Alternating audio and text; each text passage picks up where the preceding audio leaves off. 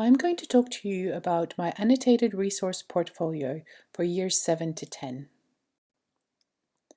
First, I'm going to mention considering learning strengths and needs of students as they apply to all the content.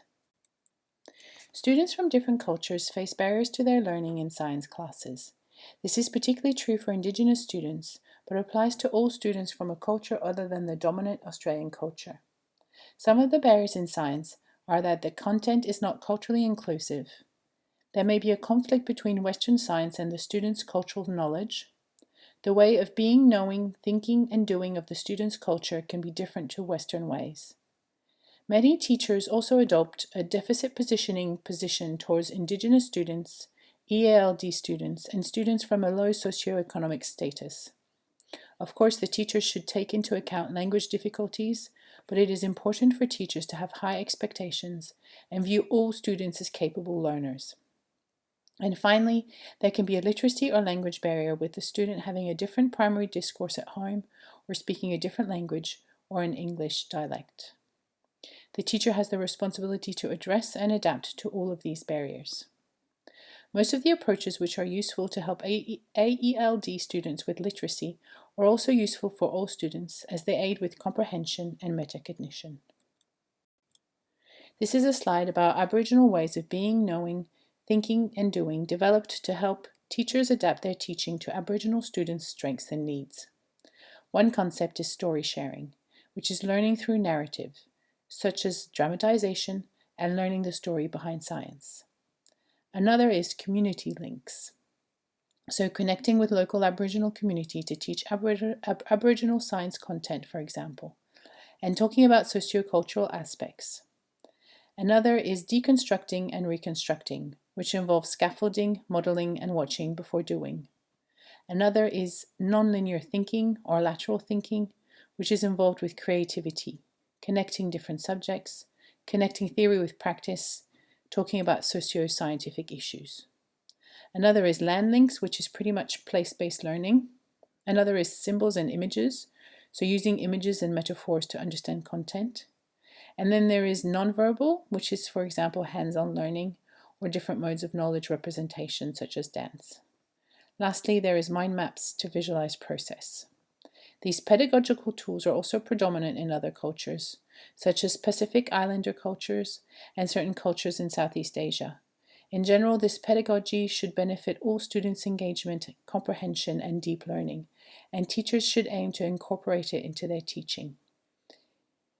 Throughout this presentation, I will point out teaching strategies related to literacy and to pedagogy. My first resource is a digital multimodal text, an interactive key from Cyro. Here is where the resource fits into the science curriculum. This is how the resource addresses the literacy general capability. And here are some elements of the literacy learning progression it is working towards. Scientific language is one of the main hurdles for students in science. During the transition to high school, students can struggle to adapt to the complexity and technicality of scientific texts. This is because disciplinary literacy is often not as much of a focus in primary school compared to fundamental literacy. Hence, it is essential for teachers to scaffold students with disciplinary literacy in year 7. This is why I chose this text, because it introduces students to some key elements of disciplinary literacy in science, but scientific writing is stripped down to its bare minimum. A taxonomic key includes technical terms without the full complexity of scientific syntax. The text also allows students to practice deconstructing complex noun groups, which are a key feature of scientific writing, and it is important for students to learn to deconstruct them.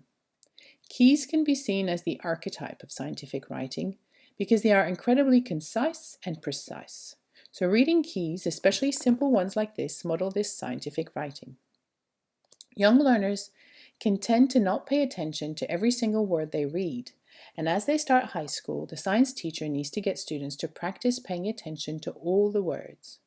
This text shows students the importance of using the precise technical term.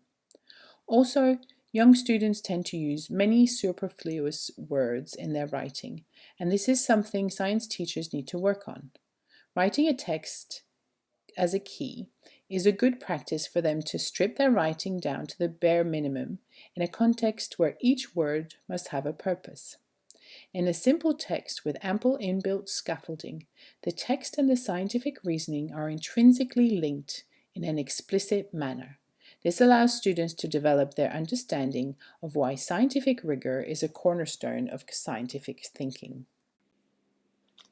Taxonomic keys can be stale and boring, and the last thing we want to do is put students off them.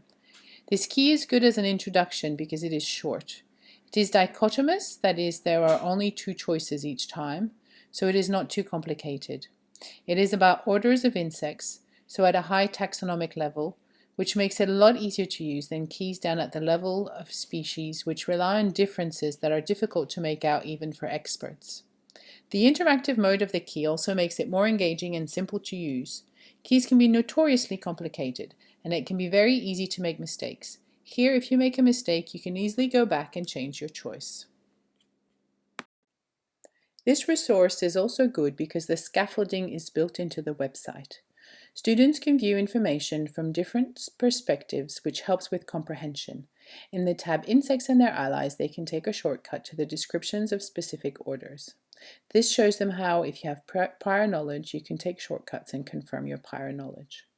There's also a glossary, and for ease of use, students can access it through hyperlinks of the technical terms in the order descriptions. And of course, the teacher should point out that the pictures can help students understand the meaning of the technical vocabulary, as is shown on this picture. These are the literacy demands and challenges of this resource. The scientific reasoning is explicit. It is either this or that. The user of the key has to choose. Hence, they need to know the precise meaning of words and complex noun groups. The choice is often between words which are antonyms, such as soft versus hardened, or inconspicuous versus visible. Some words have subtle differences in meaning, such as hardened and leathery, membranous and transparent. Some of the words have a different scientific meaning to the everyday meaning, such as hair. There are also different numbers, prepositions, such as with and without, adverbs, such as mostly and partially, and mode, such as maybe. And all these words and numbers are important in order to make the choice. The activities allow students to develop precise word knowledge and practice the skills of paying attention to all of the words and writing concisely and precisely. The first activity is to collect insects and identify them using the key. This is an inquiry-based activity undertaken in small groups. The students can ask a research question. It covers all aspects of science inquiry skills. I won't go into the methodology. The activity takes place outside in the first instance, using various collection methods to get different types of insects. Then the students come back to the classroom with the insects and use the keys to identify them. The students will learn to use the key, which is a complex skill. It involves students taking decisions, integrating the information they see and read. They will learn to look up the different types of technical terms discussed previously and understand them using the glossary and pictures. And they will learn to deconstruct complex noun groups. This activity is good practice for students to pay attention to all the words. The students will make mistakes and learn from their mistakes. Strategies that will be useful for all learners, but particularly for English language learners and Indigenous students, include various elements of scaffolding mentioned previously, such as the glossary and pictures. Students with low literacy and English language learners would not necessarily know how to use the website or how to use a glossary, so the teacher should model this. Using keys is complicated, but the simple nature of the text will assist students. Message abundancy is integrated into the website with the information presented in different ways. In particular, pictures can make all the difference to the comprehension of struggling readers. Regarding pedagogical approach, inquiry-based learning enhances student engagement and deep learning. The collaborative learning approach benefits students who are struggling in science or literacy, as they can learn from their more proficient classmates. For example, a student who understands the term first can explain it to others in words they can understand. Exploratory dialogue between students is particularly beneficial to ELD students. The active hands-on approach in the local environment, providing relevant context, helps to engage all students and improve dispositions, but it is particularly in tune with Indigenous epistemologies. For the second activity, students will use what they learned in the first activity to design their own key of mollusks. To help students write complex noun groups, the teacher can first show the students how to analyze the constituents of some of the complex noun groups in the interactive key. For 10 mollusks, the teacher will provide shell specimens, short descriptions of orders, pictures of animals and defining features, and a glossary. The teacher should aim for the glossary to not contain further technical terms. As with the first activity, the pictures will help students understand the technical terms, and they can also incorporate the pictures into their key. As a scaffold, the teacher provides a model of a key as shown here, and a template for students to fill in. It will be easier if the two choices in the key are yes or no as shown here. This activity will allow the students to practice scientific rigor. They will need to write precisely and concisely. They will also learn to write complex noun groups, and they will create a multimodal text. A few strategies will assist all learners, but particularly students with low literacy and ELD students. The various scaffolding methods mentioned earlier will help them. As with the first activity, this will be small group work, so students can scaffold each other. It will also be active and hands-on. The nature of the text is ideal for English language learners to learn scientific writing. Graphic representation of reasoning, which is what a key is, will help students visualize and structure the content. And finally, the text they write is very short, so it helps students to not lose track of the content as they might in a longer text. This is my viewing resource, a video from ABC Education. This is where the resource fits in within the Year 7 science curriculum. The Aboriginal and Torres Strait Islander histories and cultures cross-curriculum priority must be incorporated into all subjects. In science, Indigenous epistemologies can take center stage when explaining the Aboriginal scientific method and Aboriginal people's relationship with nature. I chose this resource because it provides the opportunity to do this in an engaging and interesting format. Here is an overview of the elements of the literacy general capability this resource covers. And these are some of the details of how this video can support literacy learning. So the students can practice viewing and listening. Listening is an important skill, and it is often not taught explicitly. The listener needs to understand, interpret, and retain information. The students can learn to make sense of and critically analyze multimodal content, in this case a video. However, the participants in the video speak in everyday language, not scientific language, and this makes it appropriate for students in Year 7 who would struggle following a video with scientific language. Finally, for struggling readers, this can be a chance to learn in a medium they are comfortable with and proficient in. I am showing you here my ideational analysis of the spoken text without going into detail. There is a general theme in the documentary of contrasting Aboriginal peoples and nature with Western civilization and modernity. Here is my analysis of visual and sound components. I won't elaborate on it. This is the participants and processes. And this is the relationships. This contrast I mentioned is obvious when analyzing the visuals. For example, in the panoramic shot with the city skyline behind the ocean, or in the shots where the human participants appear dwarfed by the memorial. Here are some of the shots I was talking about. Now on to literacy demands and challenges. Listening is a complex skill which is particularly difficult for English language learners. Understanding visual elements demands different comprehension skills and meta-language. A video combines speech, sound, and moving visuals. There is a lot to see and hear. You can't take it all in at once. So I have designed the activities to teach students listening and viewing strategies and analytical tools to make sense of a video. This is the first activity, which is an analysis of the video. Before viewing, the teacher can discuss with students their prior knowledge of Aboriginal connection to country. In the first viewing, it is an orientation. The students don't take notes. After, they can discuss the main ideas that can be written on the whiteboard. The idea is that hopefully the students will pick out the theme of nature versus modernity after the first viewing in the class discussion. And the teacher can ask them to be on the lookout for this in the second viewing. So then there are 2 viewings without sound of the first half of the video. First is a targeted viewing with a graphic organizer, taking notes regarding the participants. So there will be a table including the categories such as humans, plants, and objects. This will help students to see the contrast the author wants to make. Afterwards, the students compare and share what they observed. The second viewing is a review. The students can tell the teacher where to pause on meaningful shots, and the class can discuss what they observe. This can model the task for students who have difficulty with it.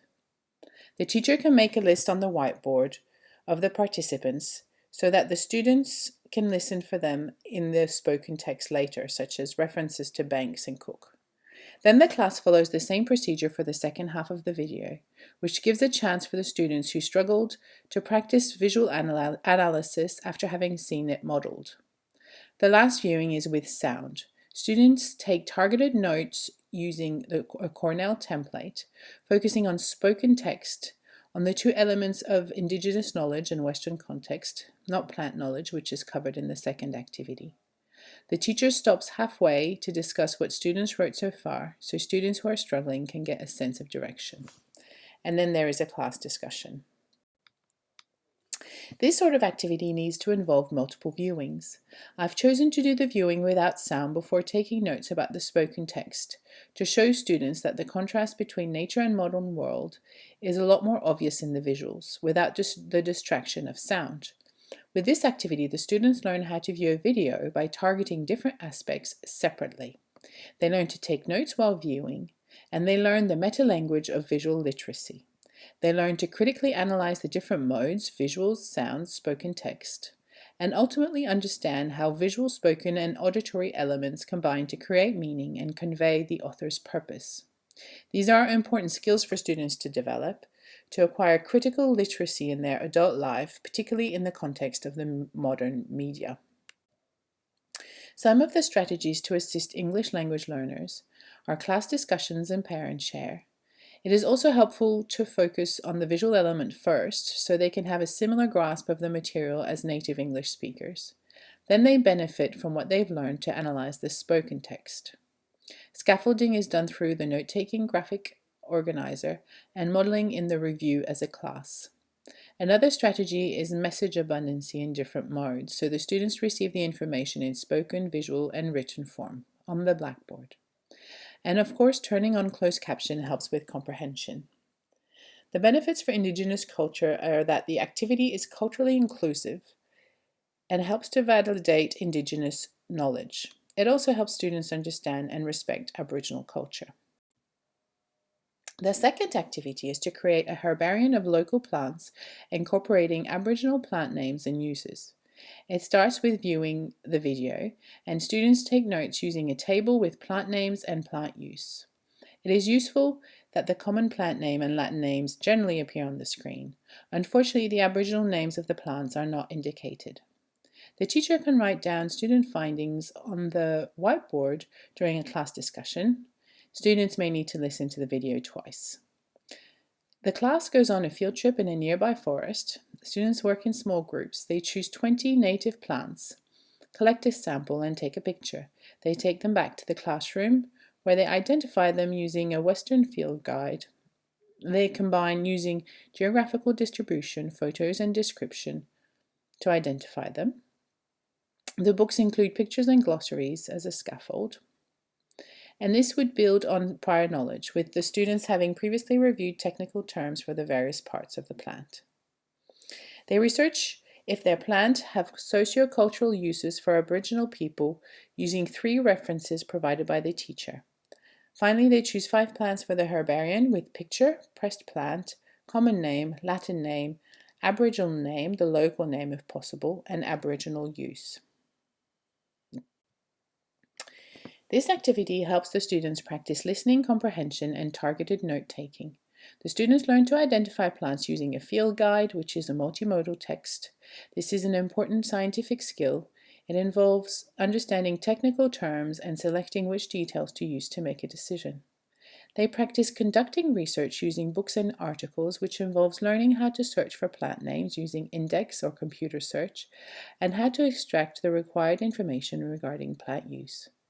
This activity develops all of the aspects of science inquiry skills, and the students produce a multimodal text. Some strategies help students engage with the content and promote deep learning. These strategies are particularly helpful for AESLD students and Indigenous students. I have mentioned most of them before, so I won't go into details. The next resource is a reading text from ABC Science. This is where the resource fits into the Year 7 science curriculum. And here is an overview of what this resource covers regarding the literacy general capability. Here are some details of how this resource can support literacy learning of students. As mentioned earlier, the technical vocabulary and sentence structure in science are major hurdles for students transitioning into high school. Hence, it is important for teachers to scaffold students with disciplinary literacy in Year 7. This text is at a good level for students in Year 7 to engage with these aspects of scientific language. Through films or books, Australian children learn a lot about European alpine environments. This resource provides the opportunity for students in Queensland who may not get a chance to travel to the Australian alpine regions to learn about the plants and animals that live there, how they adapt to the environment, and how they interact. This resource is scientifically accurate and detailed. However, unlike traditional scientific texts, as it is a news article, you can hear the voice of the author and of the scientists she interviews. It is also mostly written in a concrete and storytelling manner. The pictures also help with comprehension. These attributes make it compelling and engaging for Year 7 students who are developing their disciplinary literacy. I will explain why this resource is a moderately complex text. I use the FireGraph readability tool to assess the readability of this reading text and also the written text I will present later. I am not presenting these results because the reading text was considered more difficult than the written text based on these calculations, but this is wrong based on my qualitative analysis. So based on the two references shown on this slide, in order to assess the literacy demands and challenges, I instead looked at text accessibility by assessing paragraph length, sentence length, technicality of vocabulary, complexity of long sentences, including complexity of noun groups, abstraction versus concreteness, such as nominalization, logical reasoning, so either implicit or explicit with signaling words, presence of passive voice and author's voice. The author's voice is not so much to assess difficulty of the text, but rather for student engagement. This is the analysis of the first half of the text for reading accessibility. I won't go into details. In the first half of the text, paragraphs are short, and there are short and long sentences. The text contains some technical terms, some of which have a scientific meaning that is different to the common English meaning. It has very few abstract words.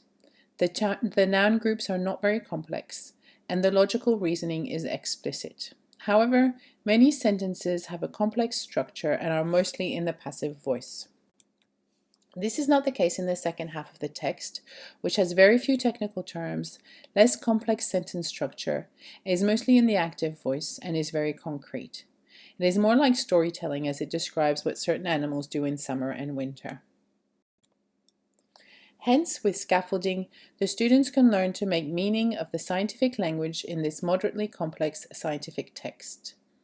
In the activities, the students learn some methods to decode new scientific vocabulary and practice deconstructing complex sentences. The first activity is a way to decode scientific vocabulary. The parts card combines different ways of representing the meaning of a scientific word. It has 4 sections. Word helps with decoding, spelling, and pronunciation. Parts and meaning deconstructs the words into morphemes. Definition includes the textbook definition and the definition in the student's words. And finally, the students draw a picture. The teacher can model the task and lead a class discussion on word deconstruction to draw in prior knowledge. Then students can work in pairs to make some parts cards. Students can keep the parts cards and construct a pictorial dictionary that they can refer to throughout the year. This activity can be a fun way to learn new vocabulary so long as it is used sparingly. In the case of this particular resource, the parts card would be on the few technical terms, not on the names of the animals and plants that students don't know. About half the technical terms in the text are words that have another meaning in common English, which are important for the teacher to focus on. Deconstructing words into morphemes is particularly useful because the students can learn the meaning of morphemes and apply this knowledge to other contexts. These are the strategies that will assist all students, especially students with low literacy and EALD students. Methodically teaching vocabulary is the most effective way to improve low literacy learners' abilities in science. The emphasis on fundamental literacy, for example in the word quadrant, will help students who have trouble reading. The morphemes are often Greek or Latin, and this explicit connection can help EALD learners who speak European languages identify similarities with their native language. Students who speak another language can also include a definition in their native language. Message abundancy with different modes of representation reinforces the message and caters for different students' strengths and difficulties. Other strategies include class discussion, pairing EALD students with good literacy, and modeling the task. It is important to continue to focus on fundamental literacy in high school, especially in the early years. This activity starts by deconstructing complex sentences into multiple simple sentences, transforming them from passive to active voice, and unpacking abstract nouns. This would involve explicit instruction, with the teacher modeling and walking students through the process in a class discussion. Then some of the complex sentences can be translated into drawings. And finally, the whole text can be represented in a very large class drawing. The students can make a large class picture of the alpine environment in summer. They can incorporate the bog, with mosses and other plants like on the picture, with insects, skinks, rats, pygmy possums drinking and hunting insects, corroboree frogs laying eggs, and the bog releasing nutrients and moss spores downstream. They can draw snow gums and kingbilly pines on the mountaintop, and cushion plants with many insects inside them. Students can also make a drawing of the environment in winter, showing the plants covered in snow, the eggs and tadpoles in the bogs, the frogs, skinks, echidna, and pygmy possums hibernating in rotten logs or rock cracks, the fish basking on rocks in the sun, and the antechinus and rats running under the snow and eating beetles, spiders, and millipedes or fungi. The pictures in the article help students visualize what some of the animals and plants look like, and they can do further research on the internet. The activity scaffolds reading comprehension, first with students learning to unpack complex sentences, and secondly by taking a text that talks about processes and relationships between animals and plants in a particular environment and transforming it into a picture. Here are the strategies to respond to diverse learning strengths and needs of students. I have discussed them previously. The final resource is a model for a written text from the conversation. This is where this resource fits into the Year 10 Science curriculum. And within the Year 10 Science curriculum, here are the relevant literacy-related content descriptions. This is a general overview of where the resource fits into the literacy general capability. And this is how it fits into the literacy learning progression for understanding text and for writing a persuasive text. On this slide is the functional grammar analysis of the first section of the article. I will provide an overview. This is a persuasive text written by scientist Venki Ramakrishnan, the president of the British Royal Society. The author appeals to the reader to accept genetically modified crops. He thoroughly reviews the current state of play and the evidence. The grammatical structure is typical of persuasive texts. Regarding the mode, there is a strong structure within paragraphs and lexical cohesion. Regarding the tenor, the first section is rich in all elements of the appraisal system. The second section reviews the scientific evidence in a factual manner. It is written with a sense of impersonal authoritativeness. The last two paragraphs return to the appraisal system. The author starts by telling of his parents' work in India to help feed starving people. This relates the contentious topic to a personal story, which helps to engage the reader and elicit emotions. He ends with an emotional appeal on behalf of people in the world who are facing malnutrition and starvation. The author wants to appear as an unbiased observer who understands the public and criticizes corporations, but who is despairing at the current polarization of the debate. It is important for controversial socio-scientific issues to be addressed in science class. Within the context of studying genetics, GMOs are an important subject to discuss. Addressing such issues provides interesting context for the students and can improve their engagement and comprehension. This resource provides students with the opportunity to understand how the author builds an argument and elicits emotions to convince the reader. Students can practice their critical thinking skills both in an objective sense, evaluating the scientific evidence, and also in a subjective sense, understanding how values influence the scientific discourse. This is a persuasive text on a socio-scientific issue with disciplinary specific language that can be used as an exemplar for writing this type of text.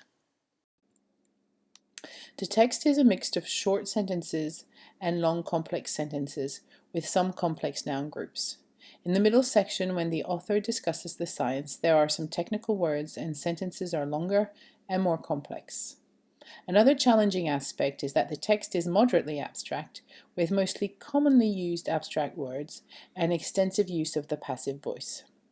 However, the logical reasoning is explicit and includes obvious text connectives. The paragraphs are short and tend to each have one theme, and these two characteristics make the text more accessible.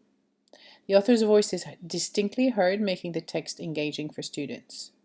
All of this constitutes a moderately challenging text for students in Year 10. Additionally, the subject matter is controversial, and some students may object to it. In particular, there is only one point of view in this text, and the students would need to read about the other side of the argument to truly understand the debate and form their own opinion.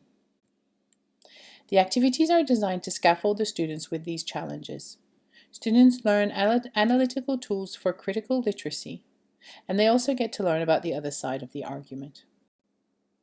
The first activity is a critical analysis of the article. The first step would be to elicit prior knowledge about GMOs from students in a class discussion and allow opinions to be expressed respectfully. This activity uses the 4 resources model.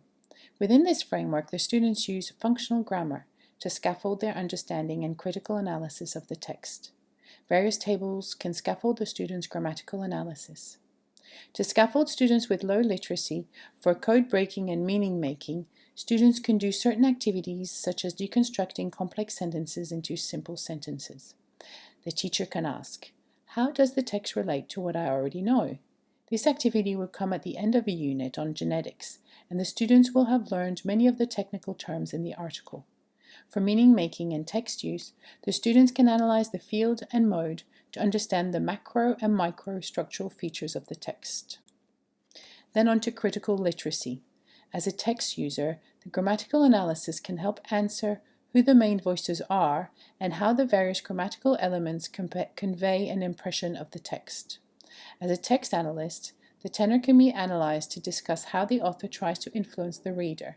The teacher can ask, "What is the purpose of this text? What beliefs or positions are dominant or absent?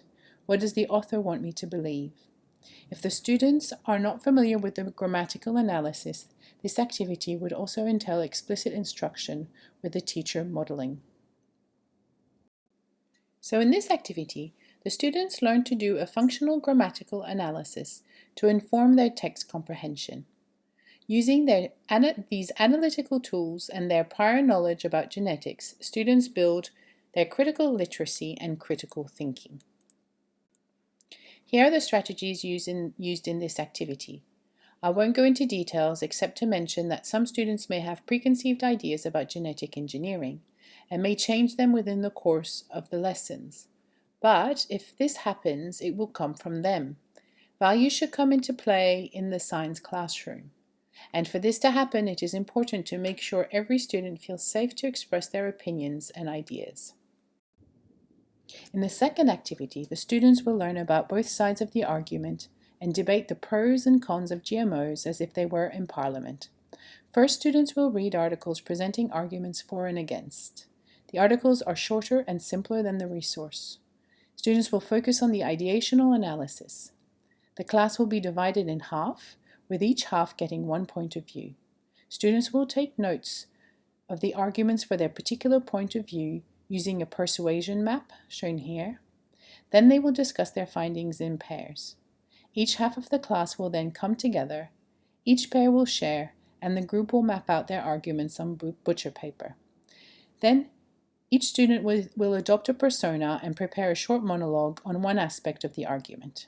When the class comes together for the dramatization of the debate, the students will first present their monologue, and then each half of the class will work together to plead their case. This activity can be done in coordination with the HAS teacher, as it overlaps with the Year 10 Civics Citizenship curriculum.